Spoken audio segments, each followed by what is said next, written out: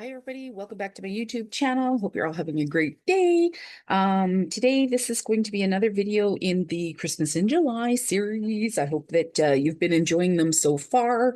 And I thought I had this idea quite a while ago, and I had actually bought some glass ornaments. So it's just a set of glass ornaments. I have some in red and then I have some in turquoise, and I had thought about this the other day about how, or not the other day, actually, this was quite a while ago. I think I've had these on hand for a year or two now. I got them at season clear out, of course. But I don't know about you guys, but I have a lot of gilding flakes and I really love techniques with gilding flakes, but sometimes I don't pull them out. And so I was wondering what else could I do with them? And so I thought about I could make some handmade ornaments. So that's what I'm going to show you how to do today using gilding flakes and some adhesive. I've got two different kinds here. But I was also thinking, I didn't do this and I won't be, but another idea that you could use is if you used a die cut that said, whatever, Merry Christmas, whatever you want to use, or whatever. But you could actually die cut out of like a double-sided adhesive. If you have the double-sided adhesive sheets, you could die cut out a word rather than handwriting it. If you don't like your handwriting, that is something that you could do. Excuse me. Another thing too is this is also something that obviously you could do with a Cricut, like or one of those kind of an electronic cutting machine. Um, but if you don't have one of those and still wanted to use, like make your own kind of fun ornament, what's a person supposed to do? So this is I was thinking this could be an option. So I have done one here with the word Mary. As you can see, Mary, and that's just in my own handwriting. My handwriting isn't my favorite, but it's not too bad. It's just kind of going on there. I have another one here that says family. And then I have one here that I just used double-sided tape on, so thicker and thin tape. So I'm going to show you the two different ways that I've done this for both of them. So I'm going to start with the word, maybe if I can get this out of here. I'm going to start with the word because I do need time for the glue to get tacky. So I need it to dry. I'm going to pull this out at the same time while I'm doing that because that'll be the next one that I'll work on. But what I'm using is my Zig memory system. It's a two-way glue. When you put it on, it's supposed to go on kind of blue. That means if you put something on it while it's wet, it will instantly dry bond. But what I have actually found works the best is when I let it almost set up and get dry kind of thing. And then put my, like, while it's still just slightly tacky, add my gilding flakes onto it at that point. It's lasting really well. Like it is really gives a good adhesion, is what I would say. So, and this one is a slightly thicker tip. Like I know they have like a chisel tip thing with it. It's almost a half an inch wide. And then you can get narrower ones as well, but this is the one that I have. But I tried it on another. I have my quickie glue pen here, which is the size of a like it's a pen basically, that I use a lot on my Lavinia cards and stuff like that for adding glitter or mica to. This also works. You want to let it get to the point where it's a dry, like a tacky, not fully dried, but tacky, and that would work as well. But I like the impact. This is too thin for me on here, but it did work. So I like the impact that I have of thicker, um, the thicker letters that I can get with this point on this particular glue pen. So, and this is very similar to when you get like an acrylic paint pen or something like that, where you push it down to activate and bring the adhesive into the tip here. Okay, so I've already done that. So I'm not going to do that again because then I'll have too much. But I'm just going to take a moment and I'm going to write out, I'm going to do joy.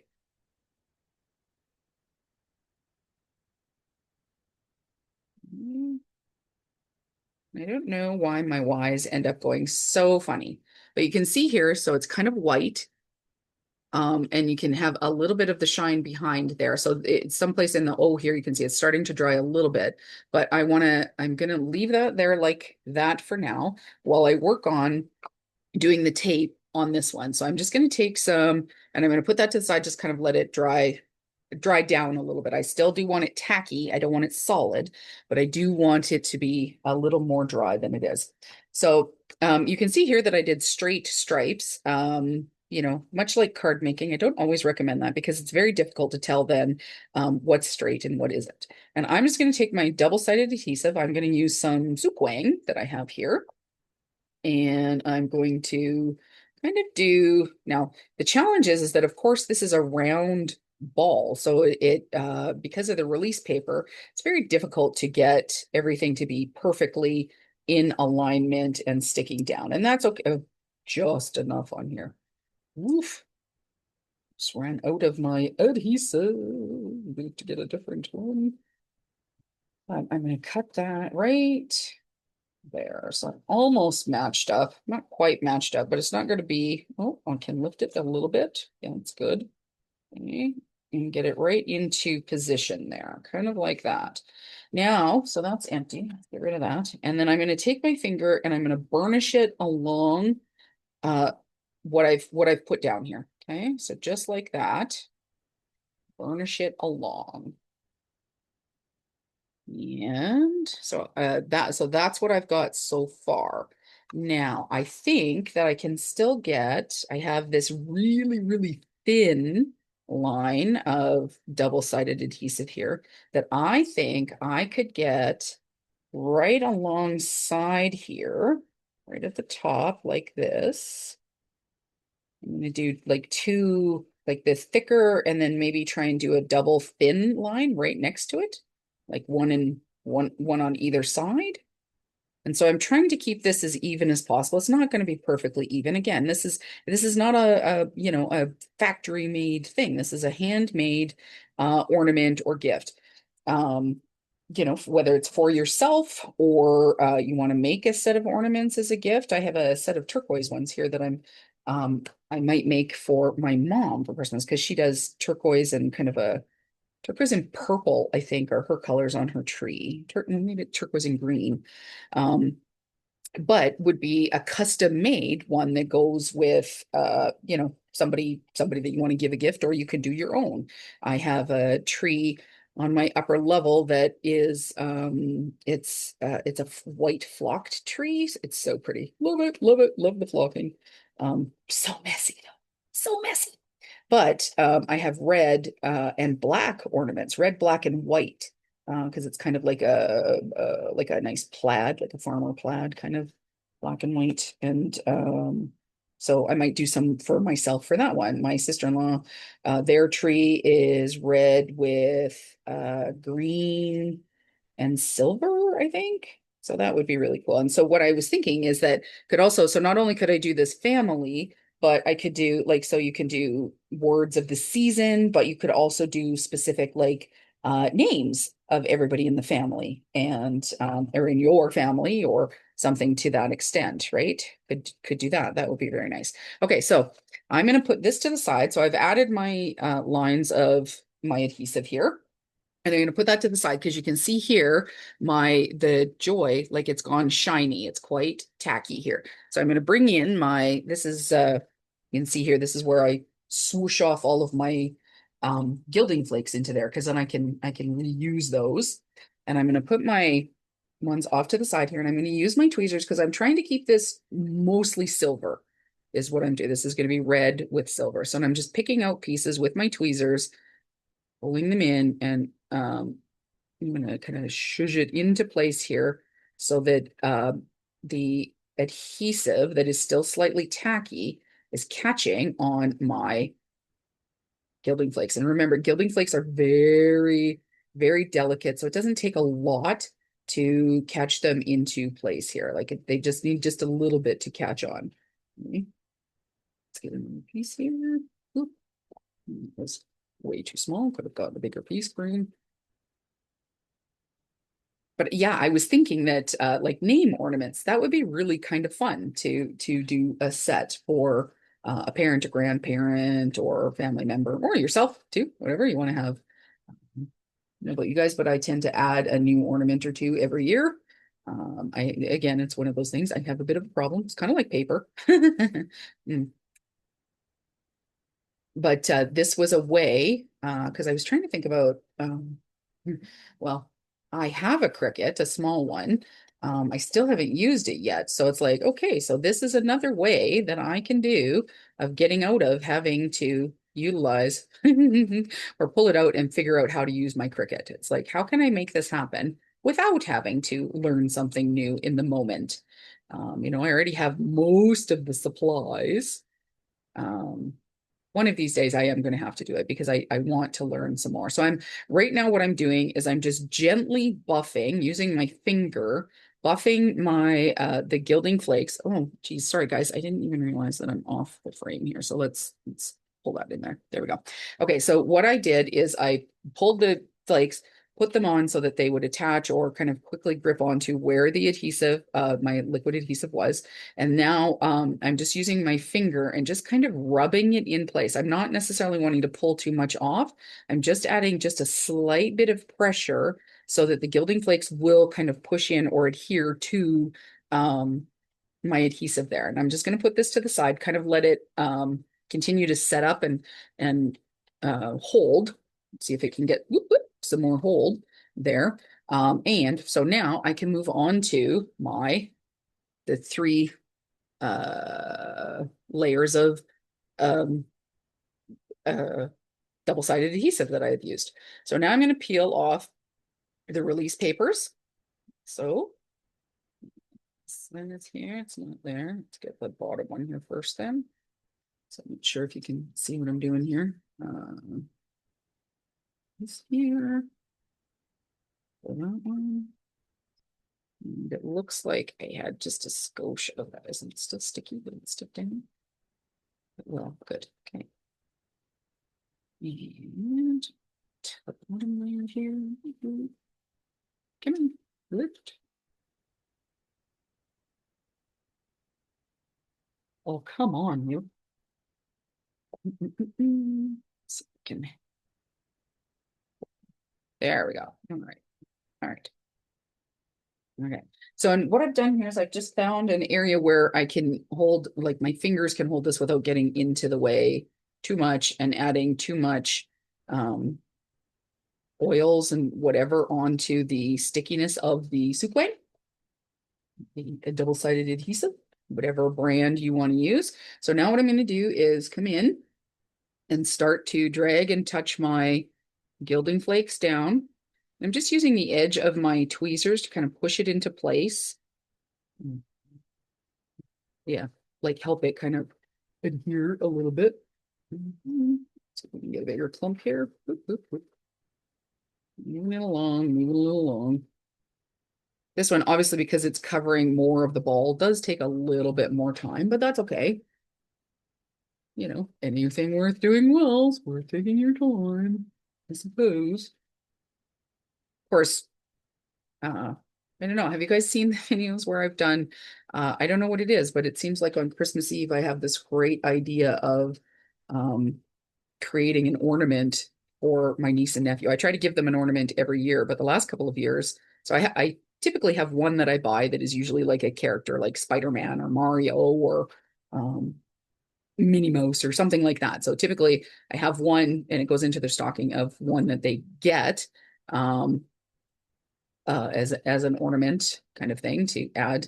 But then the last couple of years, I've had this idea of I get these last minute ideas and is it last minute? I don't know. Last minute, that might not be true because I've already shopped for it and I have the supplies. What I haven't had is the time to get it done. So on Christmas Eve, I'm often ending up having to finish a few ornaments or something like that for the next day, for goodness sakes, which is it smart? No, but it's what tends to happen. So there you go. Um, and but this I could actually do and have done quickly enough, or wouldn't necessarily take that much time. So I forget how come I started that story, but there you go. Yeah, just another example of procrastination. Hey, I have this idea of, but oh, that's what it was, is maybe you guys aren't the ones who procrastinate and you actually take the time to do this and have the idea and can do it early enough so that you're not stuck having to do last minute things throughout the holidays, which I think is actually what is helpful about starting this Christmas in July and thinking about it. And getting your plans kind of started. What are your plans? And budgeting out the time. I found that last year. I was like, oh yeah, I've got lots of time. I've got lots of time. Oh my gosh, all of a sudden I don't have lots of time. And um I was working on things that weren't that I knew were gifts that I was going to be doing at Christmas, totally forgetting. So that's late December kind of thing, which I probably would have had a lot of time to get to, forgetting that I have my craft friends, we get together in November.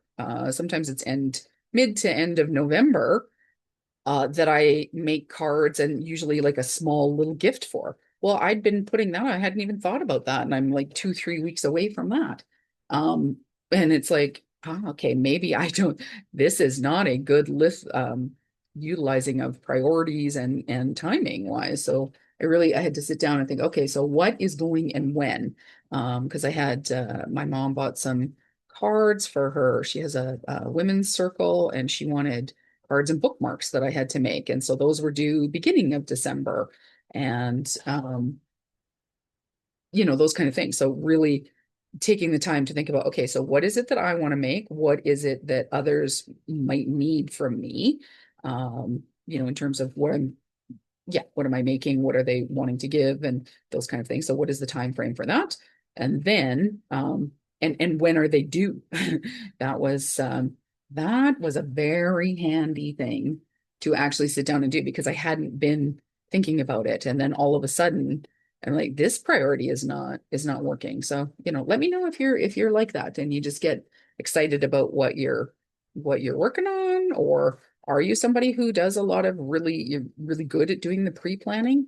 Because that's an important thing of knowing, um, and also allowing yourself the time and the space to not then get super overwhelmed, right? Because the holiday season is very overwhelming, can be very, very overwhelming. So how can we make it easier for ourselves so that we can actually enjoy it? I think that that's an important thing, right?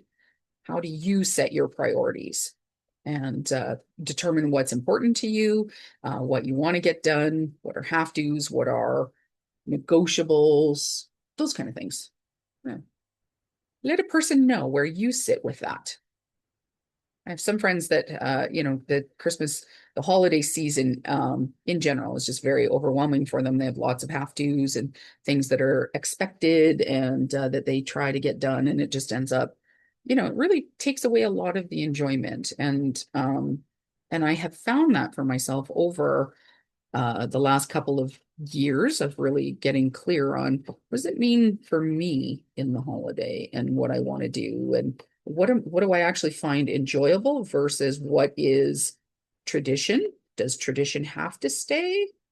Um, you know, and what do those things then cost me, right? Like I love having turkey at Christmas, but I really don't like cooking it and I don't like carving it. And the stress that comes along with the last bit of getting everything on the table when I'm doing a turkey versus somehow a turkey, because all of that stuff. There's a whole storyline here, guys, which I'm, doing while I'm kind of trying to stick all of this stuff on here. But yeah, like, is there what gives the season meaning to me, and are the non-negotiables? This is what I really need. What are the things that I'm happy to have? And but would it hurt my feelings if I didn't have it? Versus what am I just making more and more complicated for myself? Where this started coming up is that as my husband, well, both of us, I mean, everybody's aging, right? But as he's getting older, there are things that, like our Christmas lights, for example, outside, and, how many, the weight of carrying our Christmas tree upstairs, and all of my decor, and all of those kinds of things, is it's like that's getting to be a lot.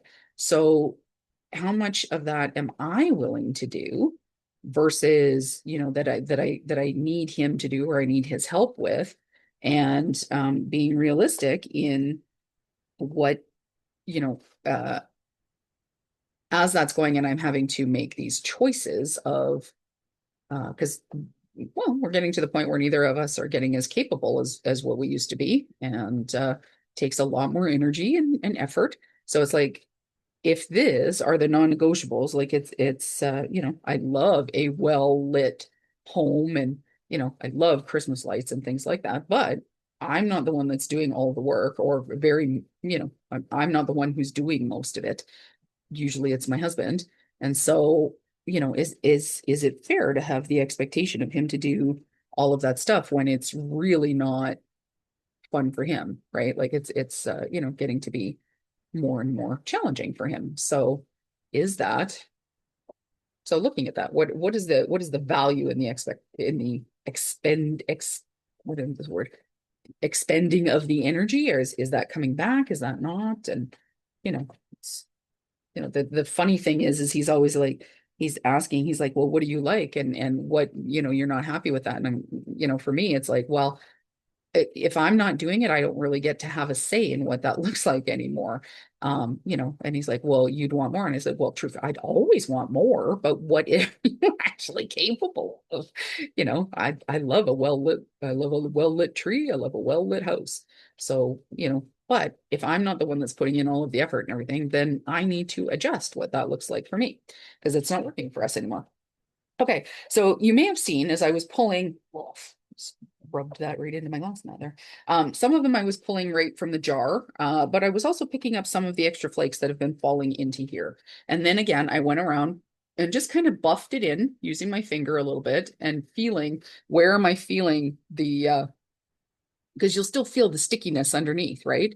So you want to have it nice and smooth and not have anything feeling like, oh, it's hanging out there still, or I can still feel tacky, or it's kind of sticking to my finger a little bit. You want to have a really good coverage. There's a nice little piece there. Put that back in there. And I'm going to put this level back on so that I'm not having it blowing in my face anymore because I really have a lot of Gilding flakes all over the place. So now I'm going to take the joy. Okay, actually, I'm going to move this out of the way so that I can get this a little closer so you guys can see here. Okay, so this has been sitting on here for a few minutes, and I'm going to take my this is just a stencil or stippling brush, and I'm just going to gently rub it on over top, and I'm going to buff away any of the extra. So this is going to help break down the little minute parts that are not sticking because it's got too much depth there. So that will just continue to flake off in the house or whatever, right? With whoever you were giving that to. Then it gives me a nice smooth surface here. Okay, compared to the depth and the extra gilding flakes that were stuck on there. So you can see here, like where it's not crisp or it's not stuck, or sorry, it is stuck, but there's an extra buildup. Look at how thick that is compared to this. So it's nice and smooth. Feels like almost like I used a paint pen just to write it on. And there's still a few more in there. I can come in, just give it a gentle buff like that, and then give it a wipe off. Joy. Ta-da! Okay, put that to the side here. Now I'm going to come in with this guy. For this one, I'm not going to use my stencil brush. I am going to use, this is, you get humidifier filter. I want to call it a scrubby, but that's not what it is. But there's a company that does Gilding Flakes, and they have this filter. So this is actually, well, this is actually the Tim Holtz stamp cleaning pad, and I cut it into a bunch of little pieces because I wasn't using it for that. But it's got like a little bit of almost like a mouse pad, but then it's got this I don't know what you would call this, had this little texture here. And but it's actually what it is it's a humidifier filter.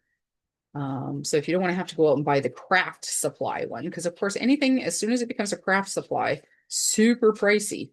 Um, they know when they've got a good product, and they know when they've got like a captive audience.